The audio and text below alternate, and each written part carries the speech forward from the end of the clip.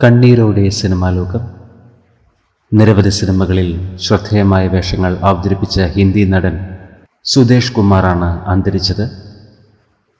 ഛോട്ടി ബഹൻ, ഭറോസ, ഗോപി ഉൾപ്പെടെ നിരവധി സിനിമകളിൽ ശ്രദ്ധേയമായ വേഷങ്ങൾ അവതരിപ്പിച്ചു.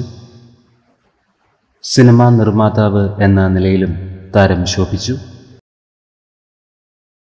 ശാരീരിക ബുദ്ധിമുട്ട് അനുഭവപ്പെട്ടതിനെ തുടർന്ന് ബ്രീച്ച് കാൻഡി ആശുപത്രിയിൽ നടനെ അഡ്മിറ്റ് ചെയ്യുകയായിരുന്നു. എന്നാൽ ചികിത്സയിലിരിക്കെ മെയ് 1-ാം തീയതി അന്ത്യം സംഭവിച്ചു. 95 വയസ്സായിരുന്നു. ഹിന്ദി സിനിമാ ലോകത്തെ നിരവധി പേരാണ് പ്രണാമം അർപ്പിച്ച് സോഷ്യൽ മീഡിയയിൽ എത്തിയത്.